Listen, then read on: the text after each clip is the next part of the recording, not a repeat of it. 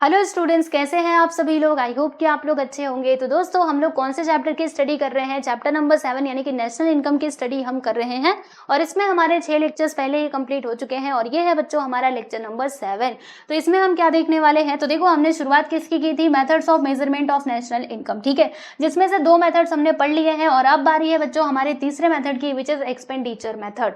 तो आइए समझते हैं कि ये एक्सपेंडिचर मेथड क्या होता है और यहाँ पर हम किस प्रकार से नेशनल इनकम का कैलकुलेशन करते हैं। तो देखिए दोस्तों, ये जो एक्सपेंडिचर मेथड है ना, इसमें हम क्या करते हैं, जो खर्चा हो रहा है लोगों के द्वारा उसके ऊपर हम ध्यान देते हैं, ठीक है। देखो, एक्सपेंडिचर मेथड का दूसरा नाम क्या है भाई? Outlay method. ओके, और इस मेथड के अकॉर्डिंग क्या होता है कि total expenditure incurred by the society in a particular year is added together. यानी जो टोटल एक्सपेंडिचर हो रहा है, मतलब जो भी खर्चा हो रहा है सोसाइटी के द्वारा, okay, in a particular year, तो हम उन सभी को क्या कर देते हैं बच्चे? प्लस कर देते हैं। यानी एक्सपेंडिचर को इसमें प्लस करना होता है, तब जाके आपको नेशनल इनकम मिल जाएगा, ठीक है। अब देखो, जो आपका इनकम है वो आप अलग अलग तरीके से स्पेंड कर सकते हो, है ना। आप चाहो तो कंज्यूमर गुड्स के ऊपर भी कर सकते हो, कैपिटल गुड्स के ऊपर भी कर सकते हो। तो दोनों को हम यहाँ पे क्या करेंगे दोस्तों? कंसिडर करेंगे। यानी अगर आप अपना पैसा खर्चा कर रहे हो कंज्यूमर गुड्स के ऊपर, कंज्यूमर गुड्स का मतलब क्या होता है? जैसे मान लीजिए, हाँ ये देखो, ये पेन, ठीक है, अब ये पेन मैं लेकर के आई हूं तो क्या होगा? पेन से मैं लिखूंगी, ये खत्म हो जाएगा, मैं इसको फेंक दूंगी, है ना। तो ये कंज्यूमर गुड्स का एग्जांपल हो गया। मान लीजिए आप नोटबुक ला रहे हैं, कोई और चीज ला रहे हैं, जैसे आपने चाय की पत्ती लेकर के आए, ठीक है, चाय की पत्ती लेकर के आए, तो बताओ इसका अब ऐसा थोड़ा ना कि वो आपके लिए असेट्स हो गया, नहीं, वो यूज करते रहोगे, फिर वो एक दिन ऐसा आएगा जब वो खत्म हो जाएगा, ठीक है।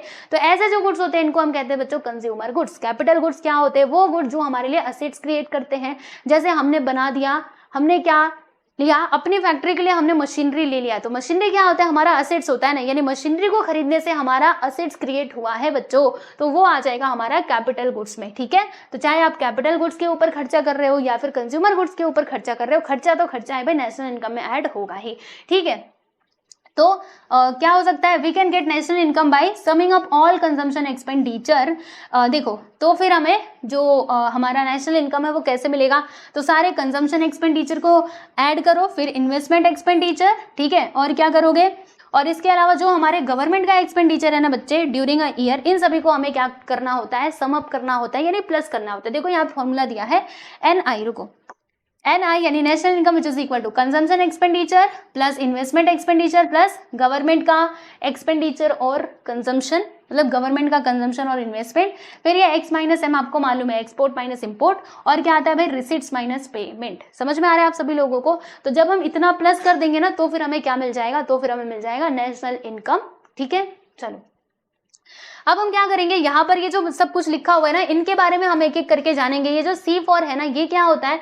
तो ये होता है दोस्तों प्राइवेट फाइनल कंजम्पशन एक्सपेंडिचर। यानी जो हम गुड्स एंड सर्विसेज के ऊपर खर्चा कर रहे हैं, चाहे हम ड्यूरेबल गुड्स खरीद रहे हैं या फिर नॉन ड्यूरेबल गुड्स खरीद रहे हैं। मैं ये पेन भी खरीद रही हूँ तो भाई खर्चा हो रहा है, तो ये ऐड होगा। मैंने क्या खरीदा? मैंने और यहाँ पे मान लीजिए मैंने ये पंखा खरीद लिया, ठीक है, तो पंखे के ऊपर मैं खर्चा कर रही हूँ, तो ये भी ऐड होगा, ठीक है। तो ये सारी चीजें इसके अंदर ऐड होते रहती है। तो देखिएगा यहाँ पर क्या बताया जा रहा है। चलो पढ़ते हैं इसका एक्सप्लेनेशन और समझते हैं कि प्राइवेट फाइनल कंजम्पशन एक्सपेंडिचर यानी कि C by households on non durable goods. Durable goods, non durable पता है ना, नॉन ड्यूरेबल मतलब क्या होता है? जो ज्यादा दिन तक ना टिके, ड्यूरेबल यानी जो ज्यादा दिन तक टिके, ठीक है। तो non durable goods such as food हो गया, which are used immediately. Food को हम मतलब फूड खरीद के लाते हैं तो हम उसका यूज कर लेते हैं ना इमीडिएटली, बहुत ज्यादा दिनों तक तो रखते नहीं है। वो कैसा गुड्स है? नॉन ड्यूरेबल है, ठीक है। और ड्यूरेबल गुड्स के ऊपर भी हम खर्चा करते हैं, जैसे कि कार हो गया, कंप्यूटर हो गया, टेलीविजन सेट हो गया, washing machine etcetera, which are generally use for a longer period of time. And expenditure on services like, देखो सर्विसेज के ऊपर भी तो हम खर्चा करते हैं बच्चों। क्या क्या होता है? ट्रांसपोर्ट सर्विसेज होती हैं, मेडिकल सर्विसेज होती हैं, है ना। तो इनके ऊपर भी तो हम खर्चा करते हैं। तो जो भी खर्चा हो रहा है सबके सब क्या हो जाएगा? हमारा ये कंजम्पशन एक्सपेंडिचर में आएगा और इसको हम ऐड करेंगे बच्चे नेशनल इनकम में, ठीक है।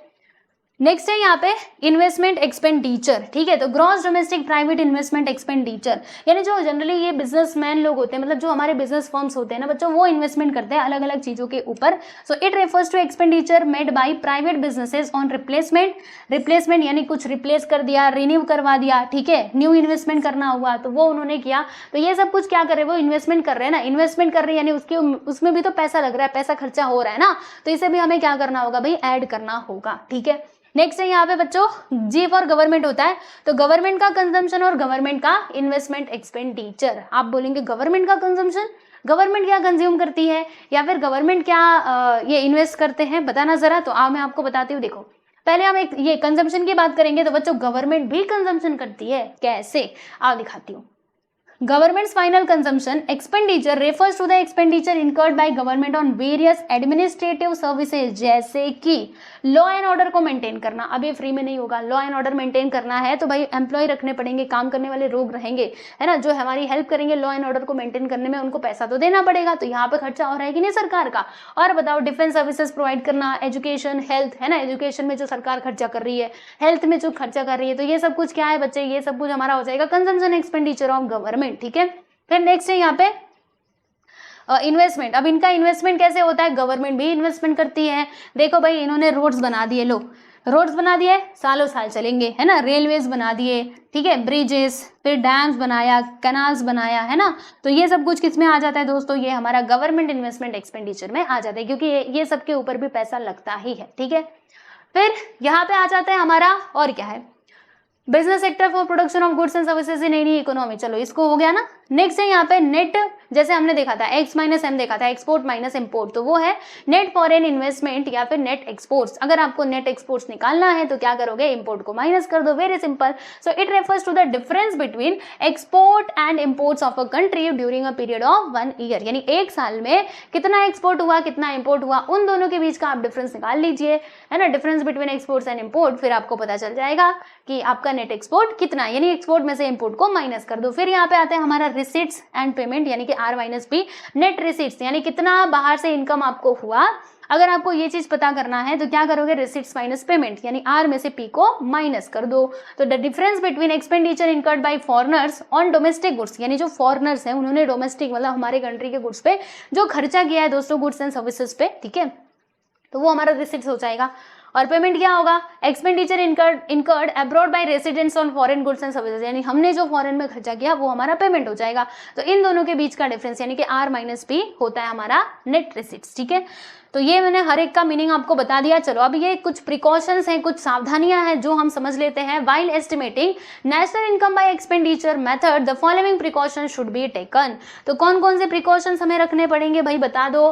पहला जो है इंटरमीडिएट गुड्स के ऊपर हमने जो खर्चा किया भाई उसे आपको इग्नोर करना है, ठीक है, क्योंकि हम सभी को मालूम है भाई कि जो इंटरमीडिएट गुड्स है उनको हमें कंसिडर करना ही नहीं होता है। तो यहाँ पे देखिएगा वही लिखा हुआ है कि expenditure on all intermediate goods and services should be ignored in order to avoid double counting. ऐसा क्यों किया जाता है, क्योंकि डबल काउंटिंग को इग्नोर करने के लिए, वेरी सिंपल।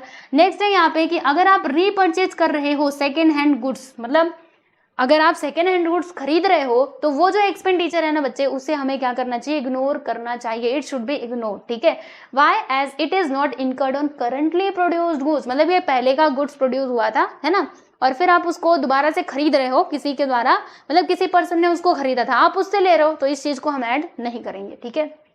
नेक्स्ट है ट्रांसफर पेमेंट के ऊपर जो एक्सपेंडिचर हो रहा है, जैसे कि स्कॉलरशिप हो गया, ओल्ड एज पेंशन, ठीक है, अनएम्प्लॉयमेंट अलावेंसेस, तो ये सब कुछ को हमें इग्नोर कर देना है, ठीक है दोस्तों। इसके ऊपर जो खर्चा हो रहा है उसे आपको इग्नोर करना है। और क्या करोगे, सो expenditure on repurchase of financial assets, जैसे कि शेयर्स हो गए, बॉन्ड्स हो गए, डिवेंचर्स हो गए, तो इनको भी हमें इग्नोर करना है, इसे इंक्लूड नहीं करना है। Why, as such transactions do not add to the flow of goods and services, ठीक है।